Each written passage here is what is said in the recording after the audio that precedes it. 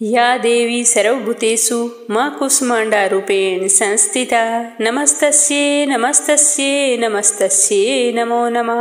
जय श्री कृष्ण। राधे राधे। माता रानी के भक्तों को नवरात्रा के चौथे दिन की हार्दिक शुभकामनाएं। नवरात्रा का चौथा दिन मां दुर्गा के कूष्माण्डा स्वरूप को समर्पित है। मां कूष्माण्डा की आराधना करने से देवी का यह स्वरूप उनके भक्तों को सुख और शांति प्रदान करता है। ऐसी मान्यता है कि देवी कूष्माण्डा की आराधना करने से सारे मनोरथ पूर्ण होते हैं।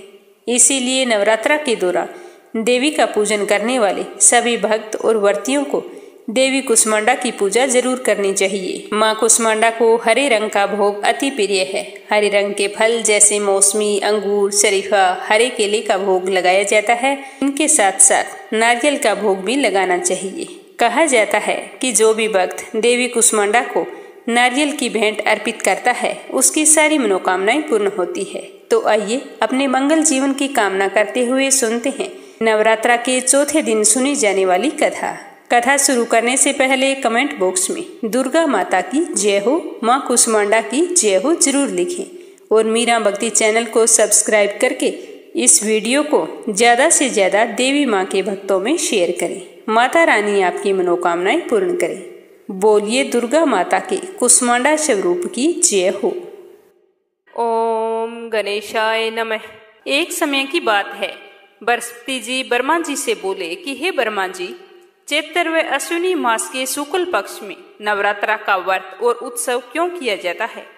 इस व्रत का क्या फल है? इसे किस प्रकार करना उचित होता है? पहले इस व्रत को किसने किया था, सो विस्तार पूर्वक मुझे बताइए, मैं सुनने की इच्छा रखता हूँ।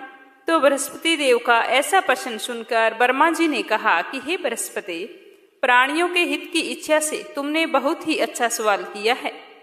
जो मनुष्य मनोरथ पूर्ण करने वाले गणेश भगवान, सूर्य देव, माँ दुर्गा, महादेव और नारायण का ध्यान करते हैं वे मनुष्य धन्य हैं। यह नवरात्र का व्रत संपूर्ण कामनाओं को पूरा करने वाला होता है। इसके करने से पुत्र की कामना वाले को पुत्र, धन की लालसा रखने वाले को धन, विद्या की चाहना रखने वाले को विद्या और सुख की इच्छा रखने वाले को सुख मिलता है। इस व्रत को करने से रोगी मनुष्य का रोग दूर हो जाता है, मनुष्य की संपूर्ण विपत्तियां दूर हो जाती है और घर में सुख समृद्धि का वास होता है।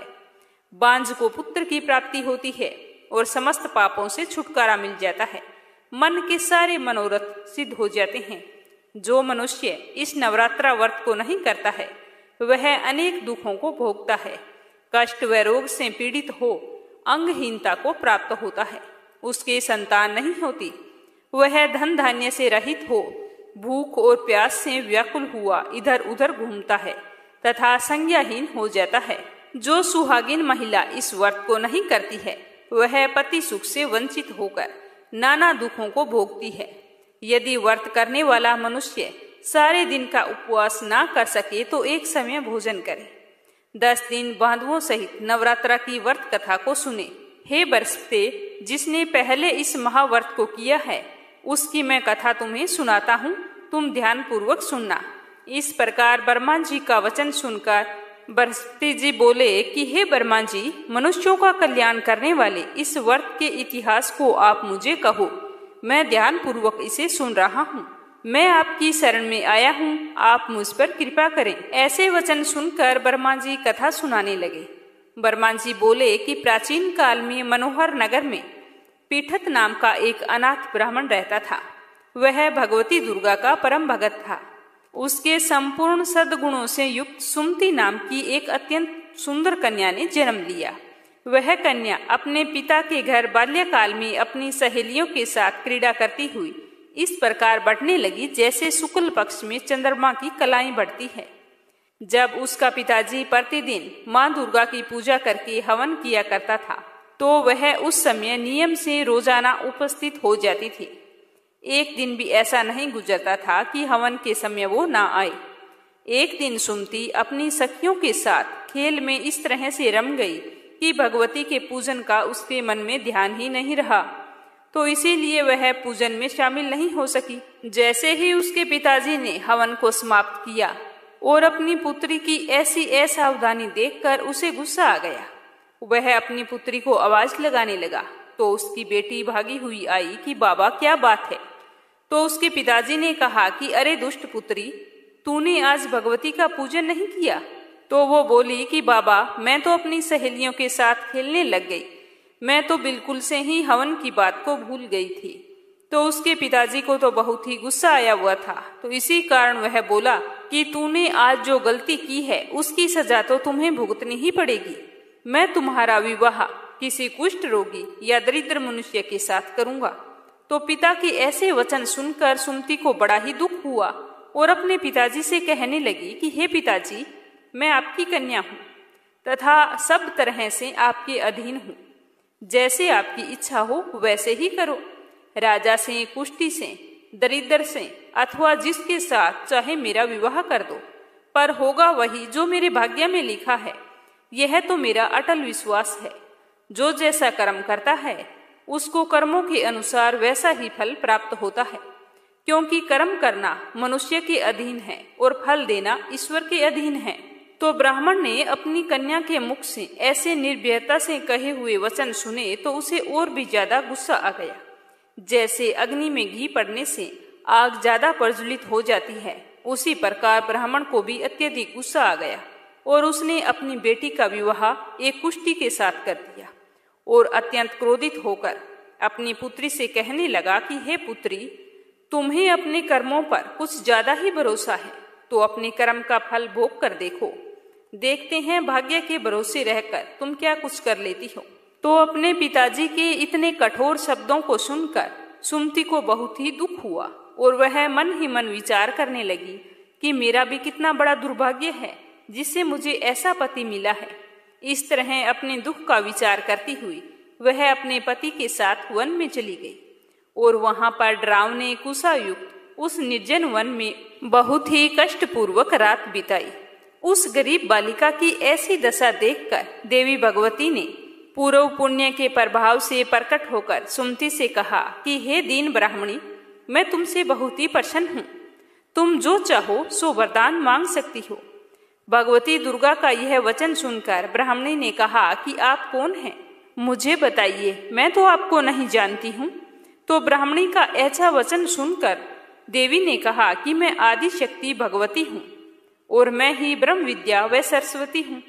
प्रसन्न होने पर मैं प्राणियों का दुख दूर करके उनको सुख प्रदान करती हूँ। हे ब्राह्मणी, मैं तुझ पर तेरे पूर्व जन्म के पुण्य प्रभाव से बहुत ही खुश हूँ। मैं तुम्हें तुम्हारे पूर्व जन्म का वृतांत सुनाती हूँ, ध्यान पूर्वक सुनना। तू पूर्व जन्म में निषाद की पत्नी थी, अति पतिव्रता थी। एक दिन तेरे पति निषाद ने चोरी की। चोरी करने के कारण तुम दोनों को सिपाहियों ने पकड़ लिया और ले जाकर जेल खाने में डाल दिया। उन लोगों ने तुझको और तेरे पति को भोजन भी नहीं दिया था। उन दिनों नवरात्रा चल रहे थे, तो तुम दोनों ने नवरात्रा के 9 दिनों में ना तो कुछ खाया और ना ही जल पिया था। इस प्रकार 9 दिन तक नवरात्रा का व्रत पूर्ण हो गया था। हे ब्राह्मणी, उन दिनों में जो व्रत हुआ, इस व्रत के प्रभाव से मैं प्रसन्न होकर तुम्हें मनोवांछित फल देती हूँ। तुम्हारी जो इच्छा हो तुम मांग सकती हो। तो इस प्रकार ब्राह्मणी दुर्गा के वचन सुनकर बहुत ही प्रसन्न हुई और बोली कि हे माँ, अगर आप मुझ पर इतना ही प्रसन्न हैं तो मैं आपको प्रणाम करती हूँ। कृपा करके मेरे पति का कोढ़ दूर कर दीजिए। तो देवी ने कहा कि उन दिनों में जो तूने व्रत किया था, उस व्रत के 1 दिन का फल अपने पति के लिए अर्पण कर दो। उस पुण्य के प्रभाव से तेरा पति कोढ़ मुक्त हो जाएगा।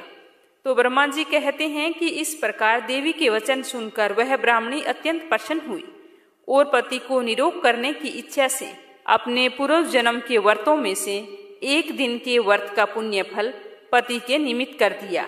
ऐसा करते ही उसका पति देवी भगवती की कृपा से कुष्ठ रोग से रहित होकर अति कांतिवान हो गया। वह ब्राह्मणी पति की मनोहर देह को देखकर देवी की स्तुति करने लगी कि हे दुर्गे, आप दुर्गति को दूर करने वाली, तीनों लोकों का संताप हरने वाली, समस्त दुखों को दूर करने वाली, प्रसन्न होकर मनोवांछित वर देने वाली और दुष्टों का नाश करने वाली जगत की माता हो। हे अम्बे, मुझ निरपराध अबला को मेरे पिता ने कुष्ठी मनुष्य के साथ विवाह करके घर से निकाल दिया है। पिता से तिरस्कृत निर्जन वन में विचर रही हूँ। आपने मेरी इस विपदा से उद्धार किया है। हे देवी, मैं आपको बारंबार प्रणाम करती हूँ, आप मेरी रक्षा करो।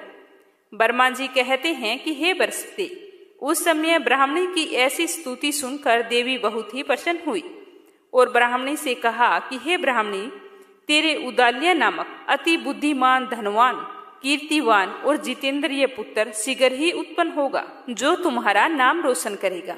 ऐसा वरदान देकर माँ ने ब्राह्मणी से फिर कहा कि हे ब्राह्मणी, अगर तुम्हारी कोई और इच्छा हो तो वरदान मांग सकती हो। भगवती दुर्गा का ऐसा वचन सुनकर सुमति ने फिर कहा कि हे भगवती दुर्गे, अगर आप मुझ पर प्रसन्न हैं तो कृपा करके मुझे नवरात्रा व्रत की विधि और उसका फल विस्तार पूर्वक बताइए। तो इस प्रकार ब्राह्मणी के वचन सुनकर दुर्गा ने कहा कि हे ब्राह्मणी, मैं तुम्हें संपूर्ण पापों को दूर करने वाले नवरात्रा व्रत की विधि बतलाती हूँ, जिसको सुनने से मोक्ष की प्राप्ति होती है। अश्विनी मास के शुक्ल पक्ष की प्रतिपदा तिथि से लेकर 9 दिन तक विधि पूर्वक व्रत करें। यदि दिन भर का व्रत ना कर सकें तो एक समय भोजन करें। विद्वान ब्राह्मण से पूछकर घर में कलश की स्थापना करें और वाटिका बनाकर उसको प्रतिदिन जल से सींचें। महाकाली, महालक्ष्मी, महासरस्वती देवी की मूर्तियां स्थापित करके उनकी नित्य नियम से विधि पूर्वक पूजा अर्चना करें और पुष्पों से विधि पूर्वक अर्घ्य दें। बिजोरा के फल से अर्घ्य देने से रूप की प्राप्ति होती है। जायफल से अर्घ्य देने से कीर्ति, दाख से अर्घ्य देने से कार्य सिद्धि होती है। आंवले से अर्घ्य दिया जाता है तो सुख की प्राप्ति होती है और केले से अर्घ्य देने से आभूषणों की प्राप्ति होती है। इस प्रकार पुष्पों व फलों से अर्घ्य देकर व्रत समाप्त होने पर 9वें दिन विधि पूर्वक हवन करें। खांड, घी, गेहूं, शहद, जौ, तिल, बिलव, नारियल, दाख और कंदब आदि से हवन करना चाहिए। गेहूं से होम करने से लक्ष्मी की प्राप्ति होती है। खीर एवं चंपा के फूलों से धन की, बेल पत्तों से तेज व सुख की प्राप्ति होती है। आंवले से कीर्ति की, केले से पुत्र की, कमल से राज सम्मान की और दाखों से संपदा की प्राप्ति होती है। खांड, घी, नारियल, शहद, जौ और तिल तथा फलों से होम करने से मनोवांछित वस्तु की प्राप्ति होती है। व्रत करने वाला मनुष्य इस विधि विधान से हवन करके आचार्य को अत्यंत नम्रता के साथ प्रणाम करे और हवन की सिद्धि के लिए उसे सामर्थ्य अनुसार दक्षिणा भी दे। इस प्रकार बताई हुई विधि के अनुसार जो व्यक्ति व्रत करता है उसके सारे मनोरथ पूर्ण होते हैं। इसमें तनिक भी संदेह नहीं है। इन 9 दिनों में जो कुछ दान आदि दिया जाता है उसका करोड़ों गुना फल हमें मिलता है। इस नवरात्रा व्रत करने से अश्वमेघ यज्ञ का फल मिलता है। हे ब्राह्मणी, इस प्रकार सब कामनाओं को पूर्ण करने वाले उत्तम व्रत को तीर्थ, मंदिर अथवा घर में विधि अनुसार करना चाहिए। फिर बर्मा जी बोले कि हे बृहस्पति, इस प्रकार ब्राह्मणी को व्रत की विधि और फल बताकर देवी अंतर्ध्यान हो गई। अतः जो भी स्त्री या पुरुष इस व्रत को श्रद्धा पूर्वक भक्ति भाव से करता है वह इस लोक में सुख प्राप्त करके अंत में दुर्लभ मोक्ष को प्राप्त होता है। हे बृहस्पति, इस दुर्लभ व्रत का महात्म्य जो मैंने तुम्हें बतलाया है यह अति उत्तम है। तुम्हें सुनकर कैसा लगा? तो यह सुनकर बृहस्पति जी आनंद से प्रफुल्लित होकर बर्मा जी से कहने लगे कि हे बर्मा जी, आपने मुझ पर अति कृपा की जो मुझे इस नवरात्रा व्रत का महात्म्य सुनाया। तो बर्मा जी बोले कि हे बृहस्पति, यह देवी भगवती शक्ति संपूर्ण लोकों का पालन करने वाली है। इस महादेवी के प्रभाव को कौन जान सकता है। बोलो भगवती देवी की जय हो, बोलो माता दुर्गा की जय हो। पिछले 3 नवरात्रा में अपने दुर्गा सप्तशती का 1 से लेकर 5 तक के अध्याय को श्रद्धा पूर्वक सुना है। आज अपने सुनते हैं श्री दुर्गा सप्तशती का 6ठा अध्याय। बोलिए माँ दुर्गा के समस्त स्वरूपों की जय हो। इस 6ठे अध्याय को श्रद्धा पूर्वक पढ़ने से या सुनने से डर, शक, बाधा आदि दूर होती है। केतु का पीड़ित होना तंत्र, जादू, भूत इस तरह के डर पैदा करता है। तो इसमें दुर्गा सप्तशती के 6ठे अध्याय का पाठ करना बहुत ही फलदायी माना गया है। महर्षि मेधा कहते हैं कि देवी की बात सुनकर शुंभ का दूत क्रोधित हो गया और वहां से क्रोध में भरा हुआ असुरेंद्र के पास पहुंचा और सारा वृतांत उसे कह सुनाया। दूत की बात सुनते ही शुंभ को बहुत ही गुस्सा आया और उसके क्रोध का कोई पारावर न रहा। उसने अपने सेनापति धूम्रलोचन से कहा कि धूम्रलोचन, तुम अपनी सेना सहित शीघ्र वहां जाओ और उस दुष्टा के केसों को पकड़कर उसे घसीटते हुए यहाँ मेरे पास लेकर आओ। यदि उसकी रक्षा के लिए वहां पर कोई अन्य खड़ा हो, चाहे वह देवता, यक्ष अथवा गंधर्व ही क्यों न हो, तुम उसको अवश्य मार डालना। महर्षि मेधा ने कहा कि शुंभ के इस प्रकार आज्ञा देने पर धूम्रलोचन 60,000 राक्षसों की सेना को साथ लेकर वहां पहुंचा और देवी को देखते ही ललकार कर कहने लगा कि अरे तू अभी शुंभ और निशुंभ के पास चल। यदि तू प्रसन्नता पूर्वक मेरे साथ ना चलेगी तो मैं तेरे केसों को पकड़कर घसीटता हुआ तुझे वहां ले चलूंगा। देवी बोली कि ऐश्वर्येंद्र का भेजा हुआ तेरे जैसा बलवान यदि बलपूर्वक मुझे ले जाएगा तो ऐसी दशा में मैं तुम्हारा कर ही क्या सकती हूँ। देवी के ऐसा कहते ही धूम्रलोचन उसकी ओर लपका, लेकिन देवी ने उसे अपनी हुंकार से ही भस्म कर डाला।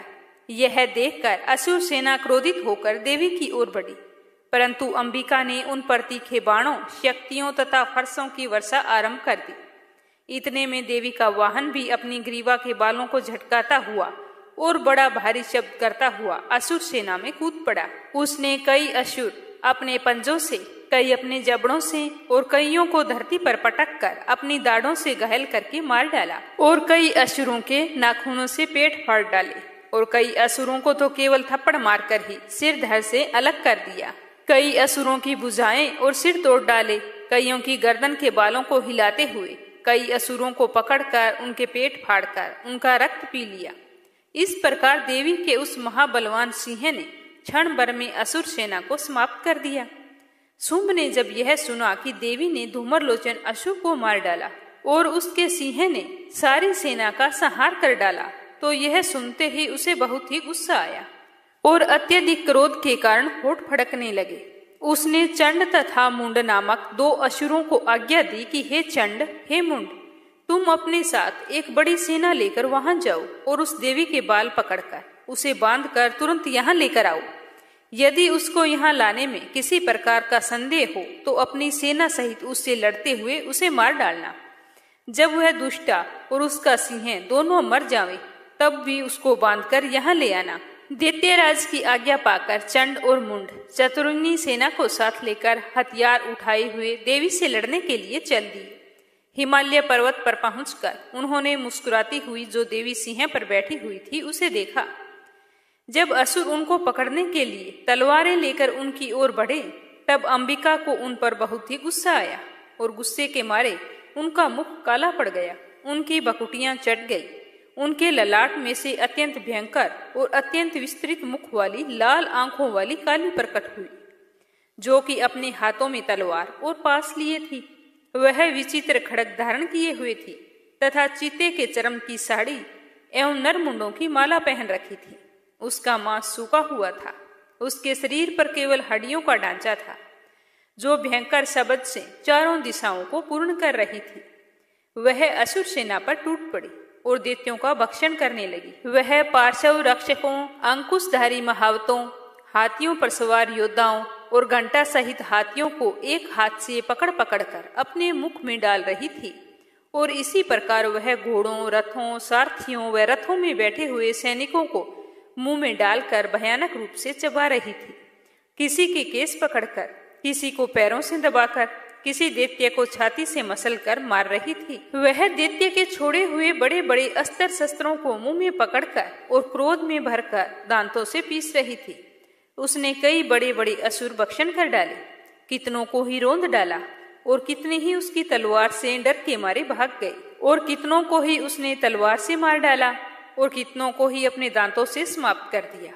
इस प्रकार देवी ने क्षण भर में संपूर्ण दैत्य सेना को नष्ट कर डाला। यह देखकर महापराक्रमी चंड काली देवी की ओर लपका और मुंड ने भी देवी पर अपने भयानक बाणों से वर्षा आरंभ कर दी और अपने हजारों चक्कर उस पर छोड़ दिए। उस समय वह चमकते हुए बाण व चक्कर देवी के मुख में प्रविष्ट हुए इस प्रकार दिखाई दे रहे थे, जैसे मानो बहुत से सूर्य मेघों की घटा में प्रविष्ट हो रहे हों। इसके पश्चात भयंकर शब्द के साथ काली ने अत्यंत जोश में भरकर विकट अट्टहास किया। उसका भयंकर मुख देखा नहीं जा रहा था। उसके मुख से श्वेत दांतों की पंक्ति चमक रही थी।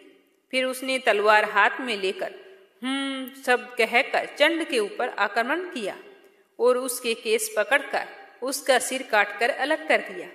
चंड को मरा हुआ देखकर मुंड देवी की ओर लपका, लेकिन अत्यधिक क्रोधित हुई देवी ने उसे भी अपनी तलवार से यमलोक पहुंचा दिया। चंड और मुंड को मरा हुआ देखकर बाकी बची हुई सेना वहां से भाग खड़ी हुई। इसके पश्चात काली चंड और मुंड के कटे हुए सिरों को लेकर चंडिका के पास गई और प्रचंड अट्टहास के साथ कहने लगी कि हे देवी, चंड और मुंड 2 महादैत्यों को मारकर तुम्हें भेंट कर दिया है।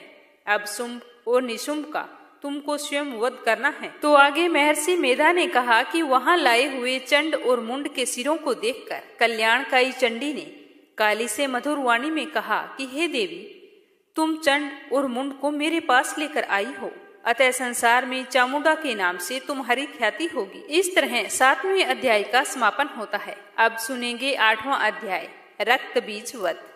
महर्षि मेधा ने कहा, चंड और मुंड नामक असुरों के मारे जाने से और बहुत सी सेना के नष्ट हो जाने से असुरों के राजा प्रतापी शुंभ ने क्रोध युक्त होकर अपनी संपूर्ण सेना को युद्ध के लिए तैयार होने की आज्ञा दी।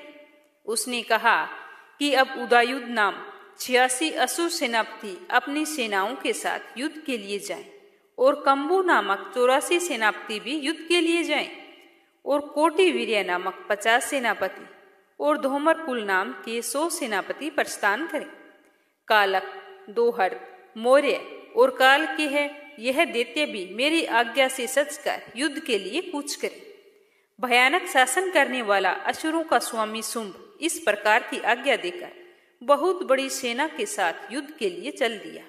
उसकी सेना को अपनी ओर आता देखकर चंडिका ने अपनी धनुष की टंकोर से पृथ्वी और आकाश के बीच का भाग गुंजा दिया। इसके पश्चात देवी के सिंह ने दहाड़ना आरंभ कर दिया और अंबिका के घंटे के शब्दों ने उसकी ध्वनि को और भी बढ़ा दिया। धनुष की टंकार, शेर की दहाड़ और घंटे के शब्द से पृथ्वी और आकाश के बीच का भाग गूंज उठा और इसके साथ ही देवी ने अपने मुख को और भी भयानक बना लिया।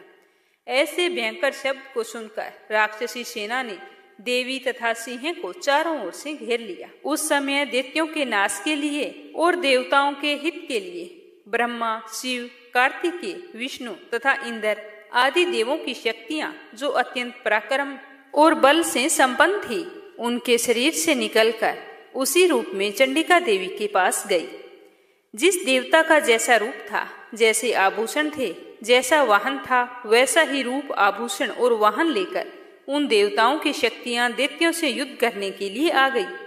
हंस युक्त विमान में बैठकर और रुद्राक्ष की माला तथा कमंडलू धारण करके ब्रह्मा जी की शक्ति आई।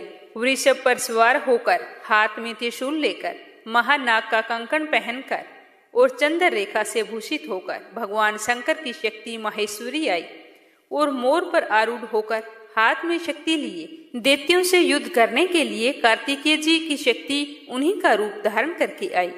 भगवान विष्णु जी की शक्ति गरुड़ पर सवार होकर शंख, चक्र, सांग, गदा, धनुष तथा खड्ग हाथ में लिए हुए आई। श्री हरि की शक्ति वराही वराह का शरीर धारण करके आई और नरसिंह के समान शरीर धारण करके उनकी शक्ति नारसिंह भी आई। उसकी गर्दन के झटकों से आकाश के तारे टूट पड़ते थे और इसी प्रकार देवराज इंद्र की शक्तियां इंद्री भी ऐरावत के ऊपर सवार होकर आई। इसके पश्चात इन शक्तियों से घिरे हुए भगवान शंकर ने चंडिका से कहा कि मेरी प्रसन्नता के लिए तुम शीघ्र ही इन असुरों से लड़ाई शुरू कर दो। इसके पश्चात देवी के शरीर में से अत्यंत उग्र रूप वाली और सैकड़ों गिदड़ियों के समान आवाज करने वाली चंडिका शक्ति प्रकट हुई। उस अपराजिता देवी ने धूमिल जटा वाले भगवान श्री शंकर जी से कहा कि हे प्रभु, आप मेरी ओर से दूत बनकर शुंभ और निशुंभ के पास जाइए और उन अत्यंत गर्वीले दैत्यों से कहिए तथा उनके अतिरिक्त और भी जो दैत्य वहां युद्ध के लिए उपस्थित हैं उनसे भी कहिए, जो तुम्हें अपने जीवित रहने की इच्छा हो तो त्रिलोकी का राज्य इंद्र को दे दो और देवताओं को उनका यज्ञ भाग मिल जाना चाहिए और तुम पाताल लोक को लौट जाओ। अगर फिर भी तुम्हारी बल के गर्भ से लड़ने की इच्छा हो तो फिर आ जाओ, तुम्हारे मांस से मेरी योगिनियां तृप्त होंगी। इस तरह उस देवी ने भगवान शंकर को दूत के कार्य में नियुक्त किया था, इसीलिए वह संसार में शिवदूती के नाम से विख्यात हुआ। भगवान शंकर से देवी का संदेश पाकर उन दैत्यों के क्रोध का कोई आर पार न रहा और वह जिस स्थान पर देवी विराजमान थी वहां पहुंच गए और जाने साथ ही उस पर कितने ही बाणों और शक्तियों की वर्षा करने लगे। देवी ने उनके फेंके हुए बाणों और शक्तियों, त्रिशूल और फरसों को अपने वाणों से काट डाला और काली देवी उस देवी के साथ आगे खड़ी होकर स्त्रुओं को त्रिशूल से विदीर्ण करने लगी और खंडवाक से कुचलने लगी। ब्राह्मणी जिस तरफ दौड़ती थी उसी तरफ अपने कमंडलों का जल छिड़ककर दैत्यों के वीर्य व बल को नष्ट कर देती। इसी प्रकार महेश्वरी त्रिशूल से, वैष्णवी चक्कर से और अत्यंत कोप वाली कुमारी शक्ति के द्वारा असुरों को मार रही थी और ऐन्द्री के बाजू के प्रहार से सैकड़ों दैत्य रक्त की नदियां बहाते हुए पृथ्वी पर सो गए। वराही ने कितने ही राक्षसों को अपने थूथन द्वारा मृत्यु के घाट उतार दिया। दाढ़ों के अग्रभाग से कितने ही राक्षसों की छाती को चीर डाला और चक्कर की चोट से कितनों को ही विदीर्ण करके धरती पर डाल दिया। बड़े बड़े राक्षसों को नारसिंही अपने नखों से विदीर्ण करके भक्षण कर रही थी और सिंहनाद से चारों दिशाओं को गुंजाती हुई रणभूमि में विचर रही थी। शिवदूती के प्रचंड अट्टहास से कितने ही दैत्य भयभीत होकर पृथ्वी पर गिर पड़े और उनके गिरते ही वह उनको भक्षण कर गई। इस तरह क्रोध में भरे हुए मातृगणों द्वारा नाना प्रकार के उपायों से बड़े बड़े असुरों को मरते हुए देखकर राक्षसी सेना भाग खड़ी हुई। उनको इस प्रकार भागता हुआ देखकर रक्तबीज नामक महापराक्रमी राक्षस क्रोध में भरकर युद्ध के लिए आगे बढ़ा। उसके शरीर से रक्त की बूंदें पृथ्वी पर जैसे ही गिरती, तुरंत वैसे ही शरीर वाला और वैसा ही बलवान दैत्य पृथ्वी से उत्पन्न हो जाता था। रक्तबीज गदा हाथ में लेकर ऐन्द्री के साथ युद्ध करने लगा। जब ऐन्द्री शक्ति ने अपने वज्र से उसको मारा तो घायल होने के कारण उसके शरीर से बहुत सा रक्त बहने लगा और उसके रक्त की प्रत्येक बूंद से उसके समान बलवान महापराक्रमी अनेक दैत्य भयंकर रूप से प्रकट हो गए। वह सब के सब दैत्य बलवान तेज वाले थे। वह भी भयंकर अस्त्र शस्त्र लेकर देवियों के साथ लड़ने लगे। जब ऐन्द्री के वज्र प्रहार से उसके मस्तक पर चोट लगी और रक्त बहने लगा तो उसमें से वैसे ही हजारों पुरुष उत्पन्न हो गए। वैष्णवी ने चक्कर से और ऐन्द्री ने गदा से रक्तबीज को चोट पहुंचाई। वैष्णवी के चक्कर से घायल होने पर उसके शरीर से जो रक्त बहा उसे हजारों महाअसुर उत्पन्न हुए, जिनके द्वारा यह जगत व्याप्त हो गया। कुमारी ने शक्ति से, वराही ने खड्ग से और महेश्वरी ने त्रिशूल से उसको घायल किया। इस प्रकार क्रोध में भरकर उस महादैत्य ने सब मात्र शक्तियों पर पृथक पृथक गदा से प्रहार किया और माताओं ने शक्ति तथा शूल इत्यादि से उसको बार बार घायल किया। उससे सैकड़ों महादैत्य उत्पन्न होते गए। इस प्रकार उस रक्त बीज के रुधिर से उत्पन्न हुए असुरों से संपूर्ण जगत व्याप्त हो गया, जिससे देवताओं को भय हुआ। देवताओं को भयभीत देखकर चंडिका ने काली से कहा कि हे चामुंडे, अपने मुख को और बड़ा करो और मेरे शस्त्रघात से उत्पन्न हुए रक्त बिंदुओं तथा रक्त बिंदुओं से उत्पन्न हुए महाअसुरों को तुम अपने इस मुख में भक्षण करती जाओ।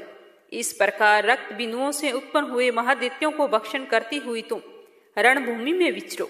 इस प्रकार रक्त क्षीण होने से यह दैत्य नष्ट हो जाएगा और तुम्हारे भक्षण करने के कारण अन्य दैत्य नहीं रहेंगे। काली से इस प्रकार कहकर चंडिका देवी ने रक्त बीज पर अपने त्रिशूल से प्रहार किया और काली देवी ने अपने मुख में उसका रक्त ले लिया। तब उसने गदा से चंडिका पर प्रहार किया। प्रहार से चंडिका को तनिक भी कष्ट नहीं हुआ, किंतु रक्त बीज के शरीर से बहुत सा रक्त बहने लगा। लेकिन रक्त के गिरने के साथ ही काली ने उसको अपने मुख में ले लिया।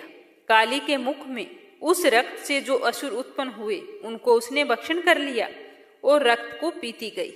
उसके बाद देवी ने रक्त बीज को, जिसका कि खून काली ने पिया था, चंडिका ने उस दैत्य को वज्र, बाण, खड्ग इत्यादि से मार डाला। हे राजन, अनेक प्रकार के शस्त्रों से मारा हुआ और खून से वंचित वह महादैत्य रक्त बीज पृथ्वी पर गिर पड़ा। हे राजन, उसके गिरने से देवता अत्यंत ही प्रसन्न हुए और माताएं उन असुरों का रक्त पीने के पश्चात उद्यत होकर नृत्य करने लगी। तो इस तरह से 8वां अध्याय समाप्त हुआ। अब सुनते हैं 9वां अध्याय। इस अध्याय में निशुम्भ का वध बताया गया है। राजा ने कहा कि हे ऋषिराज, आपने रक्त बीज के वध से संबंध रखने वाला वृतांत तो मुझे बता दिया है। अब मैं रक्त बीज के मरने के पश्चात क्रोध में भरे हुए शुंभ और निशुम्भ ने जो कर्म किया वो भी मैं आज सुनना चाहता हूँ। तो महर्षि मेधा ने कहा कि रक्त बीज के मारे जाने पर शुंभ और निशुम्भ को बड़ा ही क्रोध आया और अपनी बहुत बड़ी सेना का इस प्रकार सर्वनाश होते देखकर निशुम्भ देवी पर आक्रमण करने के लिए दौड़ा। उसके साथ बहुत से बड़े बड़े असुर देवी को मारने के वास्ते दौड़े और महापराक्रमी शुंभ अपनी सेना सहित चंडिका को मारने के लिए आगे बढ़ा। फिर शुंभ और निशुम्भ का देवी से घोर युद्ध होने लगा और दोनों असुर इस प्रकार देवी पर बाण फेंकने लगे जैसे मेघों से वर्षा हो रही हो। उन दोनों के चलाए हुए बाणों को देवी ने अपने बाणों से काट डाला और अपने शस्त्रों की वर्षा से उन दैत्यों को चोट पहुंचाई। निशुम्भ ने तीक्ष्ण तलवार और चमकती हुई ढाल लेकर देवी के सिंह पर आक्रमण किया। अपने वाहन को चोट पहुंची देखकर देवी ने अपने छुरपुर नामक बाण से निशुम्भ की तलवार व ढाल दोनों को ही काट डाला। तलवार और ढाल कट जाने पर निशुम्भ ने देवी पर शक्ति से प्रहार किया। देवी ने अपने चक्कर से उसके 2 टुकड़े कर दिए। फिर क्या था, दैत्य क्रोध के मारे जल भुन गया था और उसने देवी को मारने के लिए अपनी ओर से शूल फेंका, किंतु देवी ने अपने मुक्के से उसको चूर चूर कर डाला। फिर उसने देवी पर गदा से प्रहार किया। देवी ने त्रिशूल से गदा को भी भस्म कर डाला। इसके पश्चात वह फरसा हाथ में लेकर देवी की ओर लपका। देवी ने अपने तीखे वाणों से उसे धरती पर सुला दिया। अपने पराक्रमी भाई निशुम्भ के इस प्रकार मरने से शुंभ अत्यधिक क्रोधित हो गया और क्रोध में भरकर देवी को मारने के लिए दौड़ा। वह रथ में बैठा हुआ उत्तम आयुधों से सुशोभित 8 बड़ी बड़ी भुजाओं से सारे आकाश को ढके हुए था। शुंभ को आते देखकर देवी ने अपना शंख बजाया और धनुष की टंकोर भी की। साथ ही अपने घंटे के शब्द से, जो कि संपूर्ण दैत्य सेना के तेज को नष्ट करने वाला था, संपूर्ण दिशाओं में व्याप्त कर दिया। इसके पश्चात देवी के सिंह ने भी अपनी दहाड़ से, जिसे सुन बड़े बड़े बलवानों का मत चूर चूर हो जाता था, आकाश, पृथ्वी और 10 दिशाओं को पूरित किया। फिर आकाश में उछलकर काली ने अपने दांतों व हाथों को पृथ्वी पर जोर से पटका। उसका ऐसा करने से ऐसा शब्द हुआ जिससे कि उससे पहले के सारे शब्द शांत हो गए। इसके पश्चात शिवदूती ने असुरों के लिए भय उत्पन्न करने वाला अट्टहास किया, जिसे सुनकर दैत्य थर्रा उठे और शुंभ को बड़ा ही क्रोध आया। तो उसे देखते ही अंबिका ने कहा कि अरे दुष्ट, खड़ा रहे। ऐसा बोला तो बोलते ही आकाश से सभी देवता जय हो बोल उठे। शुंभ ने वहां आकर ज्वालाओं से युक्त एक अत्यंत भयंकर शक्ति छोड़ी, जिसे आते देख देवी ने अपने महोल्का नामक शक्ति से उसे काट डाला। फिर शुंभ के सिंहनाद से तीनों लोक व्यक्त हो गए और फिर उसकी प्रतिध्वनि से ऐसा घोर शब्द हुआ जिसने इस पहले के सब शब्दों को जीत लिया। शुंभ के छोड़े हुए बाणों को देवी ने और देवी के छोड़े हुए बाणों को शुंभ ने अपने बाणों से काट सैकड़ों हजारों टुकड़ों में बदल दिया। इसके पश्चात जब चंडिका ने क्रोध में भरकर शुंभ को त्रिशूल से मारा तो वह मूर्छित होकर पृथ्वी पर गिर पड़ा। जब उसकी मूर्छा दूर हुई तो वह धनुष लेकर आया। अपने बाणों से उसने देवी काली तथा सिंह को घायल किया। फिर उस राक्षस ने 10,000 भुजाएं धारण करके चक्रादि आयुधों से देवी को आच्छादित कर दिया। तब भगवती दुर्गा ने कुपित होकर अपने बाणों से उन चक्रों तथा बाणों को काट डाला। यह देखकर निशुम्भ हाथ में गदा लेकर चंडिका को मारने के लिए दौड़ा। उसके आते ही देवी ने तीक्ष्ण धार वाले खड़ग से उसकी गदा को काट दिया। उसने फिर त्रिशूल हाथ में ले लिया। देवताओं को दुखी करने वाले शुंभ त्रिशूल हाथ में लिए हुए आता देखकर चंडिका ने अपने शूल से उसकी छाती पर प्रहार किया, उसकी छाती को चीर डाला। शूल विदीर्ण हो जाने पर उसकी छाती में से एक उगर जैसा महापराक्रमी दैत्य ठहर जा कहता हुआ निकल आया। उसको देखकर देवी ने बड़े जोर से ठहाका लगाया। वह अभी तक पूरा बाहर नहीं निकल पाया था, उससे पहले ही देवी ने उसका सर काट डाला। सिर के कटने के साथ ही पृथ्वी पर गिर पड़ा। उसके बाद सिंह दहाड़ दहाड़ कर असुरों का भक्षण करने लगा। काली शिवदूती भी राक्षसों का रक्त पीने लगी। कौमारी की शक्ति से ही कितने ही महादैत्य नष्ट हो गए। ब्रह्मा जी के कमंडल के जल से कितने ही असुर समाप्त हो गए। कई दैत्य महेश्वरी के त्रिशूल से विदीर्ण होकर पृथ्वी पर गिर पड़े और वराही के प्रहारों से छिन्न भिन्न होकर धराशायी हो गई। वैष्णवी ने भी अपने चक्कर से बड़े बड़े महापराक्रमियों का कचूमर निकालकर उन्हें यमलोक भेज दिया और ऐन्द्री से कितने ही महाबली राक्षस टुकड़े टुकड़े हो गए। कई दैत्य मारे गए, कई भाग गए और कितने ही काली शिवदूती और सिंह ने भक्षण कर लिए। इस तरह 9वां अध्याय समाप्त हुआ। अब अपने सुनते हैं 10वां अध्याय। 10वें अध्याय में शुंभ के वध के बारे में बताया गया है। महर्षि मेधा ने कहा कि हे राजन, अपने प्यारे भाई को मरा हुआ तथा सेना को नष्ट हुआ देखकर क्रोध में भरकर दैत्यराज शुंभ कहने लगा कि दुष्ट दुर्गे, तू अहंकार से गर्व मत कर, क्योंकि तू दूसरों के बल पर लड़ रही है। तो यह सुनकर देवी ने कहा कि हे दुष्ट, देख, मैं तो अकेली हूँ। इस संसार में मेरे सिवा दूसरा कौन है? यह सब मेरी शक्तियां हैं और देख, ये सब की सब मेरे अंदर प्रविष्ट हो रही है। इसके पश्चात ब्राह्मणी आदि सब देवियां उस देवी के शरीर में लीन हो गई और देवी अकेली रह गई। तब देवी ने कहा कि मैं अपनी ऐश्वर्य शक्ति से अनेक रूपों में मैं यहाँ पर उपस्थित हुई थी। उन सब रूपों को मैंने समेट लिया है। अब अकेली ही यहाँ पर खड़ी हूँ, तुम भी यहीं ठहरो। महर्षि मेधा ने कहा कि तब देवताओं तथा राक्षसों के देखते देखते देवी तथा शुंभ में भयंकर युद्ध होने लगा। अंबिका देवी ने सैकड़ों अस्त्र शस्त्र छोड़े। उधर दैत्यराज भी भयंकर अस्त्रों शस्त्रों का प्रहार करना शुरू कर दिया। देवी के छोड़े हुए सैकड़ों अस्त्रों को दैत्य ने अपने अस्त्रों द्वारा काट डाला। इस प्रकार शुंभ ने जो अस्त्र छोड़े उनको देवी ने अपने भयंकर ओंकार के द्वारा ही काट दिया। दैत्यों ने जब सैकड़ों बाण छोड़कर देवी को ढक दिया तो क्रोध में भरकर देवी ने अपने बाणों से उसका धनुष नष्ट कर डाला। धनुष कट जाने पर देवेंद्र ने शक्ति चलाई, लेकिन देवी ने भी उसे भी काट कर फेंक दिया। उसके बाद में शुंभ चमकती हुई ढाल लेकर देवी की ओर दौड़ा, किंतु जब वह देवी के समीप पहुंचा तो देवी ने अपने तीक्ष्ण बाणों से उसकी चमकने वाली ढाल को भी काट दिया। उसके बाद में शुंभ का घोड़ा मर गया, रथ टूट गया, सारथी मारा गया। तब वह भयंकर मुद्र लेकर देवी पर आक्रमण करने के लिए चला, किंतु देवी ने अपने तीक्ष्ण बाणों से उसके मुर्दुर को भी काट दिया। इस पर दैत्य ने क्रोध में भरकर देवी की छाती में बड़े जोर से एक मुक्का मारा, तो देवी ने भी उसकी छाती में एक जोरदार थप्पड़ मार दिया। थप्पड़ खाकर पहले तो दैत्य पृथ्वी पर गिर पड़ा, किंतु तुरंत ही उठ खड़ा हुआ और फिर वह देवी को पकड़कर आकाश की ओर उछला। वहां जाकर दोनों में युद्ध होने लगा। वह युद्ध ऋषियों और देवताओं को आश्चर्य में डालने वाला था। देवी आकाश में दैत्य के साथ बहुत देर तक युद्ध करती रही। फिर देवी ने उसे आकाश में घुमाकर पृथ्वी पर गिरा दिया। दुष्ट आत्मा दैत्य पुनः उठकर देवी को मारने के लिए दौड़ा। तब उसको अपनी ओर आता हुआ देखकर देवी ने उसकी छाती विदीर्ण कर उसे पृथ्वी पर पटक दिया। देवी के त्रिशूल से घायल होने पर उस दैत्य के प्राण पखेरु उड़ गए और उसके मरने पर समुद्र, द्वीप, पर्वत और पृथ्वी सब कांपने लग गए।